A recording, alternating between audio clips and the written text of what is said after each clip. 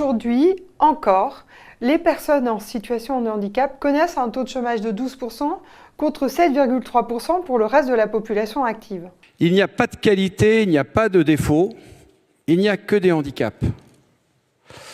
Et le handicap est affaire de situation. Conformément à son engagement à se développer et à développer son influence, la CFE-CGC a élaboré tout l'arsenal nécessaire à équiper nos militants dans les entreprises. La priorité est que chacun trouve sa place, quels que soient les handicaps qu'il sera amené à devoir affronter. Quand une entreprise ouvre sa porte aux personnes en situation de handicap, elle s'élève.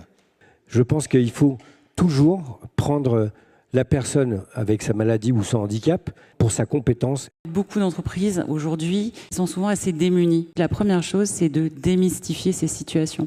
Notre rôle au niveau de la GFIP, ça va être d'accompagner un certain nombre d'entreprises à sortir de l'accompagnement individuel pour porter une vraie politique structurée.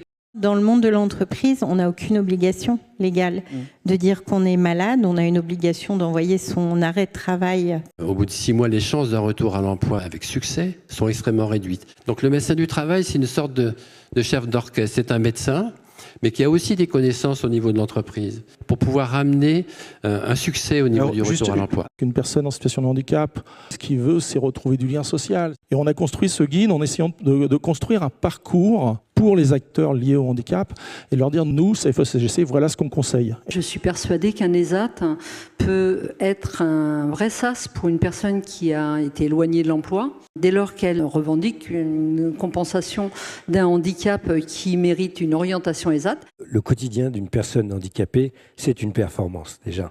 Combien de fois on m'a dit, Philippe, c'est pas possible, tu peux pas faire ça. Combien de fois vous êtes dit vous-même, mais c'est pas possible, je peux pas faire ça. Moi, ce mot impossible, j'ai cru jusqu'à l'âge de 26 ans, jusqu'au jour où j'ai eu un accident.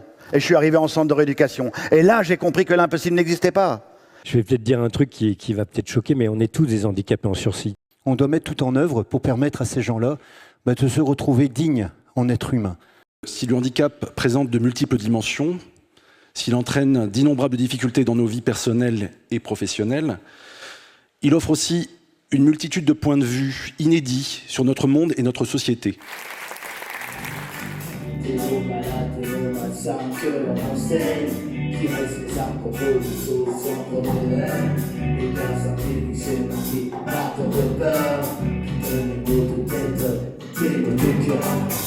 voudrais espérer que l'on se lève, sentir l'odeur de la liberté qui se soulève. Rien n'est impossible à partir du moment où on ose et où on a la volonté de dépasser les préjugés pour être dans la société une personne comme tout à chacun.